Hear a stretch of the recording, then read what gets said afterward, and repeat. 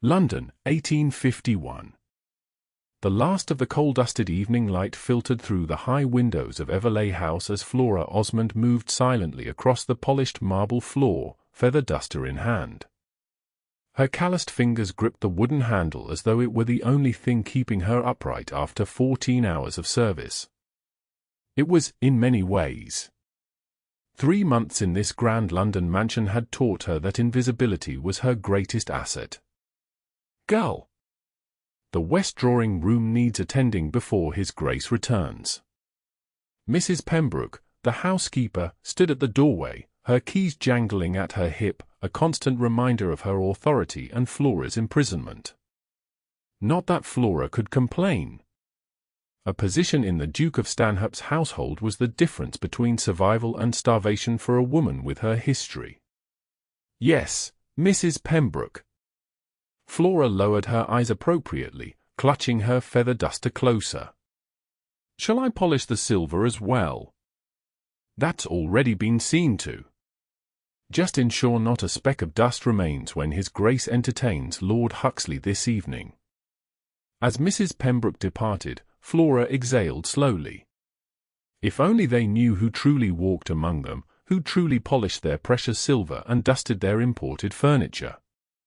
But that was precisely why she had come to Everleigh House, because no one would look for Countess Flora Osmond among the housemaids of the notoriously difficult Duke of Stanhope. Better a maid in hiding than a countess in disgrace, she reminded herself. Flora had once believed that her title meant something, that the respect of society was her birthright, that love would find her in the glittering ballrooms of London. How foolish she had been! Now she knew better. Love was a luxury afforded only to those whose reputations remained untarnished, and her reputation had been shredded beyond repair by her late husband's gambling debts and her brother-in-law's vicious lies. In the west drawing-room, she worked methodically, moving from the velvet drapes to the mahogany side tables, carefully lifting each ornament as she had been taught.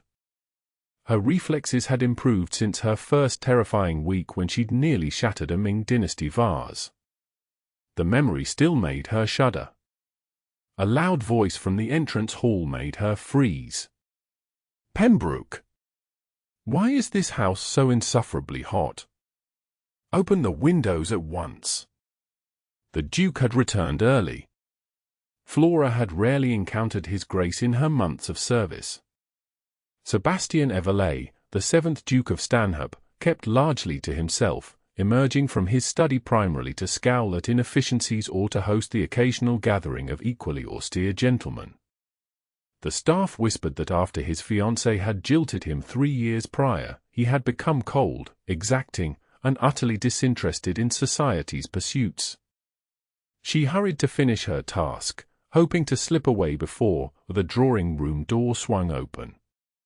I expect the reports on my desk by morning, Huxley. Not a moment later, the Duke was saying as he strode in, a tall figure in a perfectly tailored black coat. He stopped abruptly upon seeing Flora, his storm-grey eyes narrowing. "What are you doing here?" Flora curtsied deeply, keeping her gaze lowered as she'd learned. "Dusting the drawing-room, Your Grace." Mrs. Pembroke's orders. "Well, finish quickly and be gone. Lord Huxley and I have matters to discuss." A second gentleman entered behind him, silver-haired, with kind eyes that crinkled at the corners. "Always so harsh with the staff, Stanhope." "The poor girl is simply doing her job." The Duke made a dismissive gesture. "My household runs on efficiency, not sentimentality." "Perhaps a little sentimentality would do you good," Lord Huxley muttered, just loudly enough for Flora to hear. She moved swiftly around the periphery of the room, keeping her head bowed beneath her white cap. Just a few more surfaces to dust, and she could escape this uncomfortable scrutiny. "Speaking of sentimentality," Lord Huxley continued, settling into an armchair, "I've had a letter from my cousin in Yorkshire. It seems the Osmond scandal continues to provide entertainment for the countryside." Flora's hand faltered, sending a small porcelain shepherdess tumbling. She caught it just before it hit the floor, but not before the Duke's sharp eyes had caught her mistake. "Careful, girl," he snapped. "That piece is worth more than you'll earn in a decade." "Yes, Your Grace. I apologize." Her voice remained steady, even as her heart hammered painfully. Lord Huxley leaned forward. "As I was saying, they're still searching for the countess. Vanished without a trace after her brother-in-law accused her of stealing the family jewels to cover her husband's debts. Quite the mystery." "Hardly a mystery," the Duke replied coldly. "She's likely fled to the continent with her ill-gotten gains. These aristocratic women believe themselves above consequence." Flora's cheeks burned. Each word struck like a physical blow. How easily they condemned her, these men who had never known what it meant to be powerless. Her late husband, Edward, had gambled away everything, leaving her with nothing but debts and a tarnished name. His brother had fabricated the theft to seize what little remained of her dowry. With no allies and no resources, she had done the only thing she could: disappear. "Perhaps," Lord Huxley said thoughtfully, "though I always found it curious. The Countess had a reputation for charitable works before her husband's death. Not the usual behavior of a thief.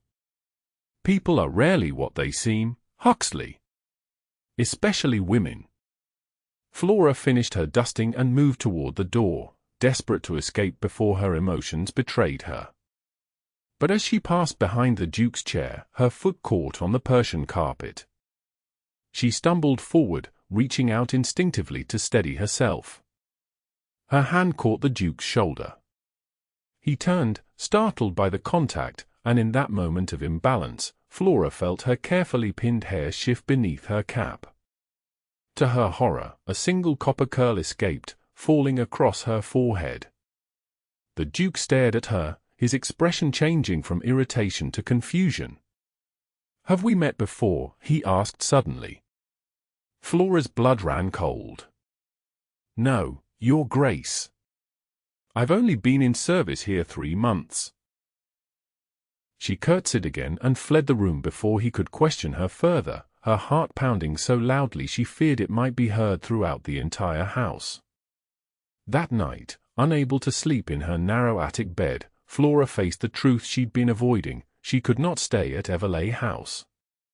The Duke had noticed her, truly noticed her, and it was only a matter of time before recognition dawned. They had been introduced at a garden party years ago, before her marriage, a brief encounter, but the Duke of Stanhope was known for his exceptional memory. By dawn, she had made her decision. She would leave, find another position, perhaps in the countryside where London gossip travelled more slowly. But fate, it seemed, had other plans. "Osmond." Mrs. Pembroke's voice echoed up the servants' staircase the next morning. "His Grace wishes to see you in his study immediately." Flora's hands trembled as she smoothed her apron. Had he recognized her already? She followed the housekeeper down the narrow stairs, each step feeling like a march toward execution. The Duke's study was precisely what one would expect: dark wood, leather-bound books, and an imposing desk behind which Sebastian Everleigh sat, examining papers through a pair of reading glasses that softened his severe features in a way Flora found unexpectedly disarming. "You sent for me, Your Grace." She kept her voice meek, her posture submissive. He looked up, removing his glasses. "Yes. Mrs. Pembroke tells me you're literate." Of all the things she had expected, this was not among them. Yes, Your Grace. My secretary has taken ill, and I have correspondence that cannot wait. You will assist me for the morning." Relief washed over her. He didn't recognize her, he merely needed a task completed. "Of course, Your Grace."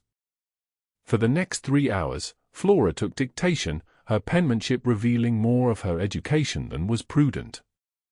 The Duke noticed, pausing mid-sentence at one point to examine the letter she'd just completed. "Your hand is unusually refined for a housemaid," he observed. Flora had prepared for this. "My mother was lady's maid to a vicar's wife, Your Grace. The lady taught me my letters when I was young." He seemed to accept this explanation, though his gaze lingered on her longer than comfortable.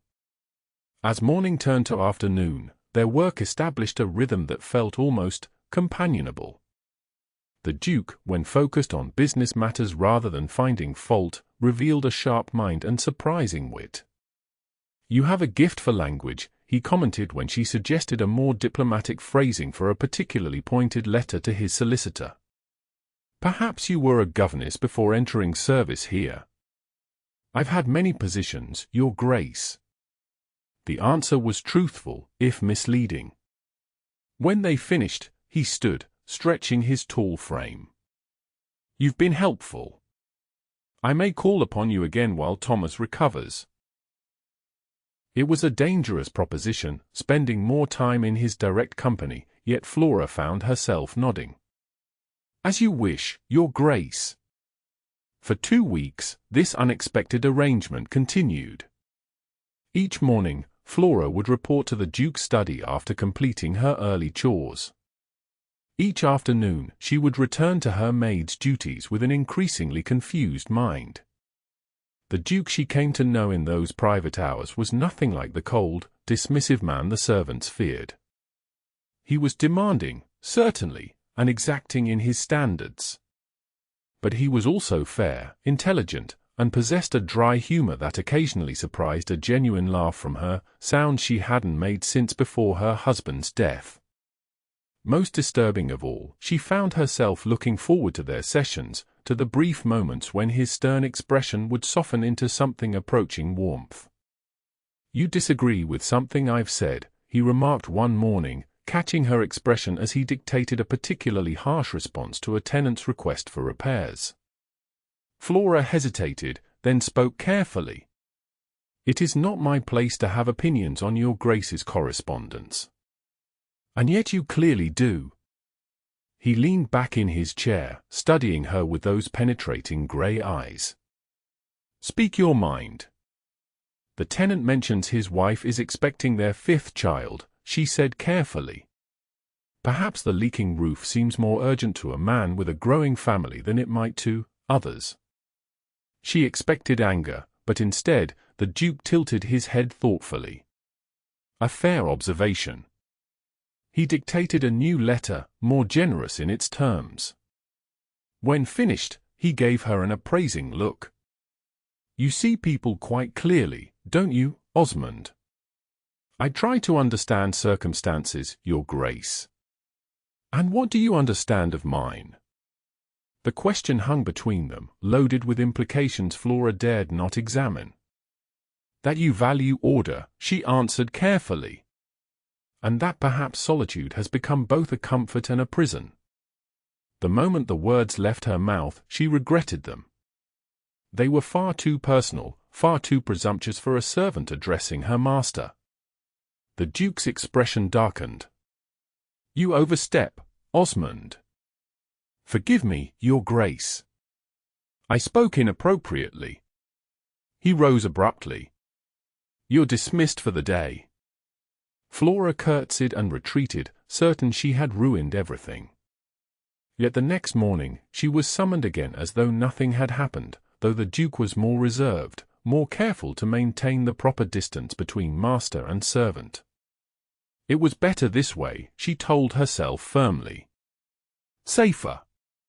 She could not afford to form attachments, not when discovery lurked around every corner.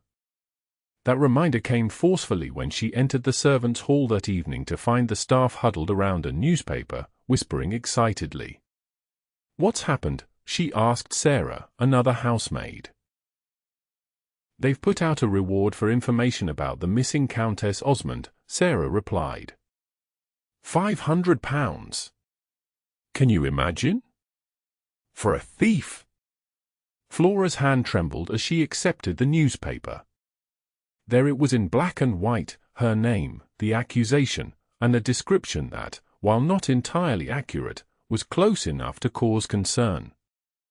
Her brother-in-law must be growing desperate to find her. Pretty thing, she was, commented the footman, peering over her shoulder at the crude illustration accompanying the article. Doesn't look a bit like a criminal. Appearances deceive, John, Mrs. Pembroke said sagely. Remember that married couple who seemed so respectable last year? Poisoned 3 employers before they were caught. Flora handed back the paper, fighting to keep her expression neutral. £500 would change someone's life, she murmured. Not worth the trouble, the cook said firmly. Aristocrats protect their own. You'd never see a penny of it, just find yourself facing charges of false accusation. The conversation shifted to other topics, but Flora barely heard. She needed to leave, immediately. The risk had grown too great. Yet the thought of departing without a word to the Duke created an unexpected ache in her chest. Foolish woman, she chastised herself. You're nothing but a servant to him, and soon to be a criminal if you're discovered. That night, she packed her meager belongings, planning to slip away before dawn. She would leave a note for Mrs. Pembroke, claiming a family emergency. By the time they realized she wasn't returning, she would be far from London. But as fate would have it, she never had the chance to implement her plan. A commotion at the servants' entrance shortly before midnight brought everyone rushing downstairs. Lord Huxley had arrived unexpectedly, soaking wet from the rain and supporting a pale, bleeding Sebastian Everleigh. His carriage overturned on the road, Lord Huxley explained as the staff scrambled to assist. Nothing broken, I believe, but he's lost blood from that gash on his temple. We need hot water, clean linen, and someone with a steady hand for stitching. Mrs. Pembroke turned immediately to Flora. Osmond has the steadiest hands among us. She'll assist while I send for the doctor. Before Flora could protest, she found herself hurried upstairs to the Duke's bedchamber, a place she had cleaned but never entered while occupied. Sebastian was laid upon his bed, his face alarmingly white against the dark bedlinens. The doctor may be some time in this weather, Lord Huxley said grimly. Can you manage basic treatment, girl? Flora nodded, falling automatically into the role of capable caretaker, a role she had played often during her charitable work with wounded soldiers. I'll need clean water, spirits, needle and silk thread, and fresh bandages. As the household scrambled to provide these items, she gently cleaned the blood from the Duke's face, revealing a 3-inch gash along his hairline. He stirred at her touch, his eyes fluttering open. Osmond, he murmured, confusion evident in his unfocused gaze. Lie still, Your Grace, she instructed softly. You've been injured. His hand caught her wrist with surprising strength. Your hair. I can see your hair. Flora reached up in alarm, realizing her cap had slipped in the commotion, exposing more of her distinctive copper curls. She adjusted it quickly, but the Duke's eyes had already drifted closed again. The next hour passed in focused attention as Flora stitched the wound with neat, small sutures, then cleaned and bandaged the various scrapes and bruises that marked his body. Throughout it all, she maintained a professional demeanor, ignoring the strange intimacy of tending to the half-conscious man who had occupied too many of her thoughts. When she had finished, Lord Huxley examined her work with obvious approval. Remarkably well done. Where did a housemaid learn such skills?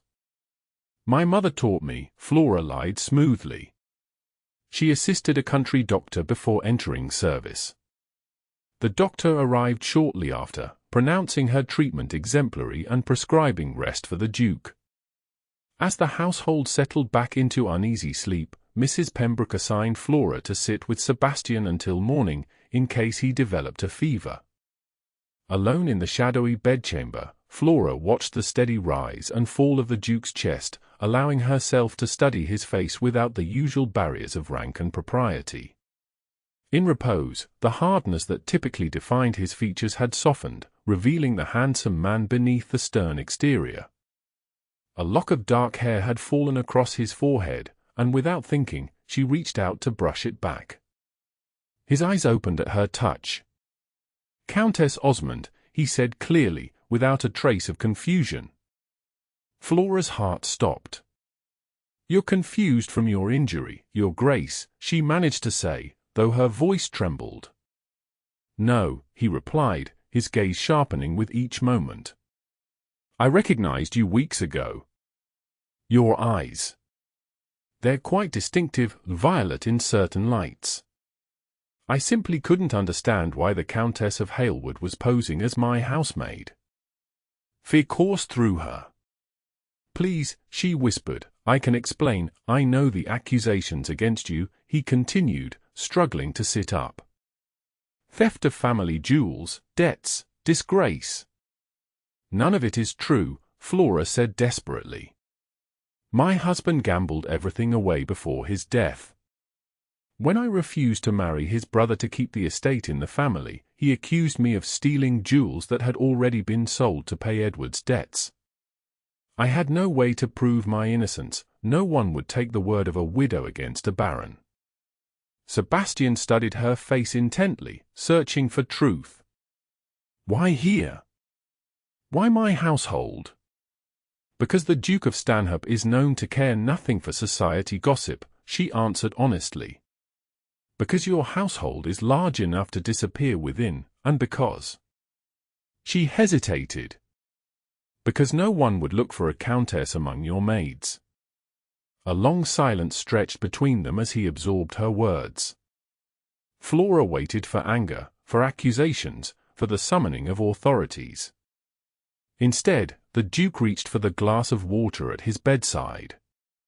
His hand shook slightly, and without thinking, Flora steadied it, helping him drink. "Thank you," he said quietly when he had finished. "For the water. For telling me the truth." He leaned back against the pillows, wincing slightly. "I've suspected something of the sort. Your manners, your education, they show through despite your efforts. And I've made inquiries. The timeline of the alleged theft is suspicious. The jewels were reported missing 3 days after your husband's funeral, yet you supposedly fled the night before the theft was discovered." Hope flared briefly in Flora's chest before cold reality extinguished it. "It doesn't matter. My brother-in-law has friends in powerful places. My word against his will never be enough." "Perhaps not your word alone," Sebastian said thoughtfully. "But with the right allies?" "I have no allies left," Flora said bitterly. "My reputation is destroyed, my friends have abandoned me, and there's a reward for my capture." She stood abruptly. "I should leave before morning. Forgive my deception, Your Grace. You've been kinder than I expected." As she turned to go, Sebastian caught her hand. "Don't." The single word held such command that Flora froze. "You saved me once before," he said softly. "Do you remember?" Confusion replaced fear. "I don't understand." "Lady Pemberton's garden party, 6 years ago. I was newly made Duke after my father's death, uncomfortable with the responsibility and the constant attention of marriage-minded mothers. You found me hiding in the rose garden and gave me your handkerchief for a thorn scratch." His mouth curved slightly. "You told me that dukes were still permitted to have headaches and seek solitude occasionally." The memory returned slowly, a brief, inconsequential encounter she had completely forgotten. "You remember that?" "I remember kindness when it's offered without expectation of return." He gestured to the chair she had vacated. "Stay, Countess. At least until we've considered your options." Against her better judgment, Flora Saturday. "There are no options, Your Grace." "Sebastian," he corrected. "I think we've moved beyond titles, given that you've recently had your hands inside my shirt to bandage my ribs.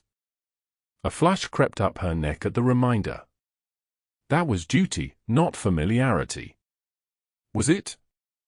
His grey eyes held hers with an intensity that made breathing difficult. These past weeks, working together in my study, was that merely duty as well? The question stripped away pretense, laying bare the connection that had formed between them despite all barriers of class and circumstance. It was survival, Flora answered honestly. But it became something I looked forward to. Dawn was breaking outside the windows, casting the room in soft golden light as Sebastian reached for her hand again. Then help me understand your situation fully. From the beginning. And so, as morning brightened around them, Flora told him everything: her hasty marriage to Edward Osmond, a charming but deeply flawed man, the gradual discovery of his gambling addiction, the mounting debts, his death in a drunken riding accident, and finally, her brother-in-law Richard's ultimatum: marry him or face ruin. When I refused, he claimed I had stolen jewels that Edward had already sold months earlier, she concluded. With no proof of their earlier sale and no allies willing to stand against a baron, I had no choice but to disappear. I cut my hair, changed my name slightly, and sought the most unlikely position for a countess. Sebastian listened without interruption, his expression growing darker with each revelation. When she finished, he was silent for so long that Flora feared she had misjudged him entirely.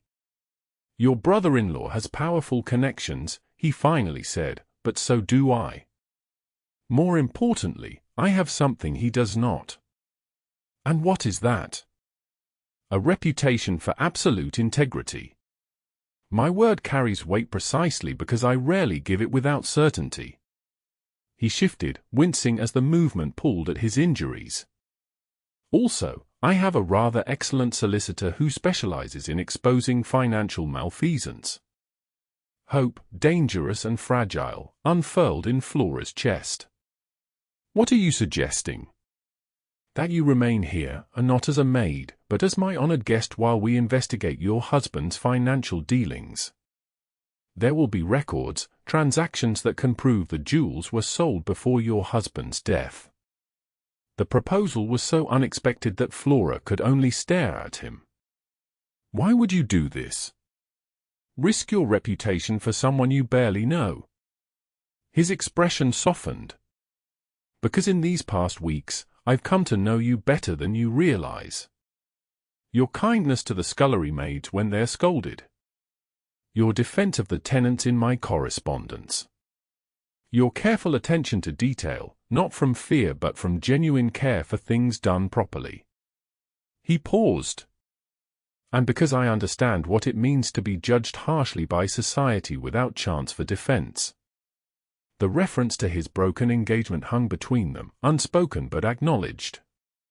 People will talk, Flora warned. A single woman staying in your home, let them, Sebastian said with sudden fierceness. I've endured society's judgment before. It holds no terror for me now. The doctor's arrival interrupted their conversation, and Flora was forced to retreat, her mind whirling with possibilities she had never dared consider. What followed was a transformation so complete that the servants whispered of magic and divine intervention. By evening, Flora Osmond was installed in the blue guest chamber, her maid's uniform replaced with borrowed garments from Sebastian's sister's wardrobe. Mrs. Pembroke was informed only that Miss Osmond had been placed in the household under false pretenses as part of an investigation, and was now to be treated as the Duke's personal guest. But she was just a maid, the housekeeper protested, scandalized. She was never just anything, Sebastian replied with a finality that brooked no argument. For the next fortnight, as Sebastian recovered from his injuries, Flora occupied a strange liminal space, neither servant nor acknowledged aristocrat, but something undefined between the two. They spent hours together in his study, poring over legal documents and drafting letters to Edward's known associates, seeking proof of the jewelry sales. Slowly, evidence accumulated. A jeweller in Brighton remembered purchasing an emerald necklace from the late Earl of Halewood 6 months before his death. A gambling hell proprietor confirmed significant debts paid with pearl earrings. Most damning of all, Sebastian's solicitor uncovered bank drafts showing Richard Osmond had been embezzling from the estate for years, creating the financial pressure that had driven Edward to gambling in the first place. As they worked, something else grew between them, the connection deeper than shared purpose, more profound than mutual respect. In Sebastian's presence, Flora rediscovered parts of herself she had believed lost forever, her quick wit, her passionate opinions, her capacity for joy. And Sebastian, to the astonishment of his household, began to smile, to laugh, to demonstrate a warmth long absent from Everleigh House.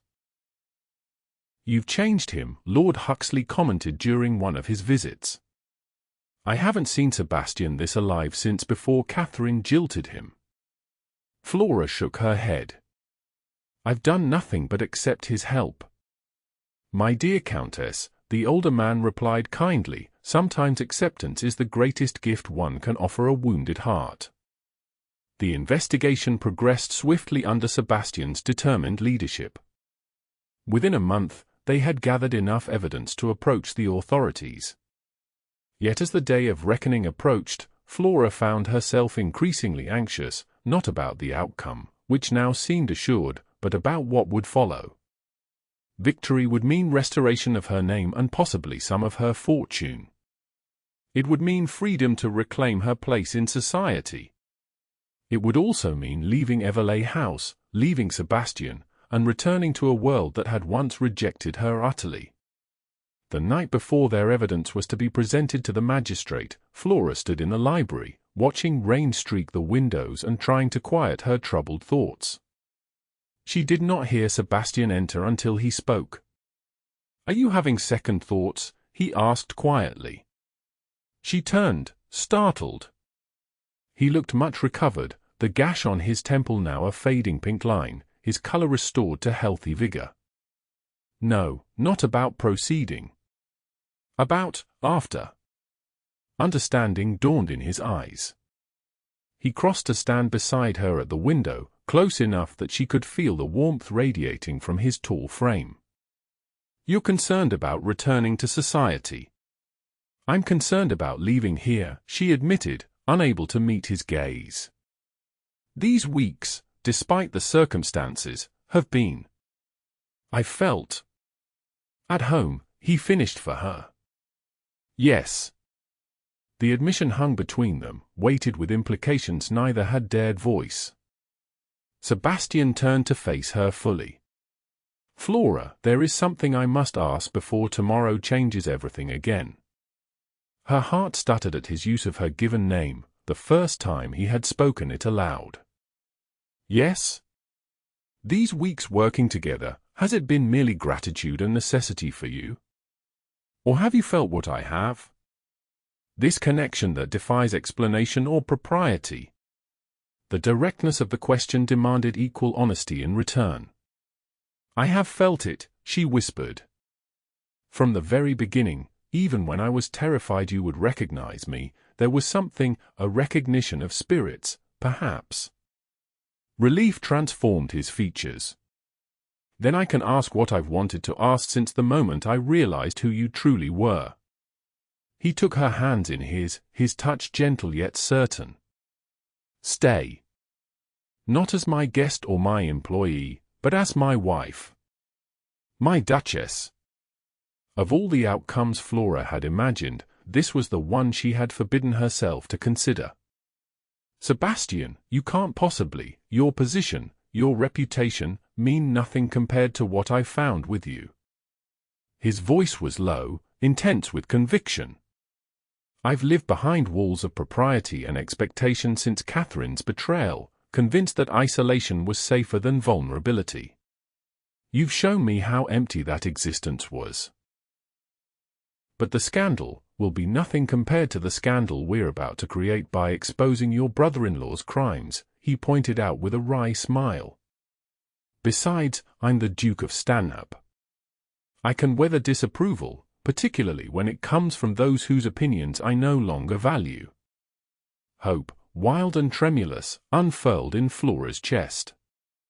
You truly mean this? With all my heart. He released one of her hands to touch her cheek gently. I love you, Flora Osmond. Not the countess, not the maid, just you, with your kind heart and fierce spirit and ability to see people as they truly are. Tears blurred her vision as years of fear and loneliness dissolved in the face of his declaration. I love you too, she whispered. I've been afraid to admit it, even to myself. His kiss was gentle, reverent, a promise sealed between them that transcended title and circumstance. When they parted, Sebastian pressed his forehead to hers. Tomorrow, we face the magistrate. The day after, if you're willing, we face the vicar instead. Flora laughed through her tears. So quickly? I've wasted enough time behind walls of my own making, he replied simply. I don't intend to waste a moment more. The next morning, Flora Osmond entered the magistrate's office not as a servant or a disgraced countess, but as the future Duchess of Stanhope, her hand resting firmly in Sebastian's as they presented their evidence against Baron Richard Osmond. By evening, the Baron was under investigation, the reward for Flora's capture had been withdrawn, and the first whispers of an even more scandalous nature were racing through London drawing rooms. The Duke of Stanhope was to marry the Countess of Halewood, the very woman who had supposedly been his housemaid for months. Society matrons fainted in horror while their daughters sighed romantically. Gentlemen placed bets on how long the marriage would last, while their wives secretly envied Flora's extraordinary good fortune. But within the walls of Everleigh House, only one opinion mattered. You're certain?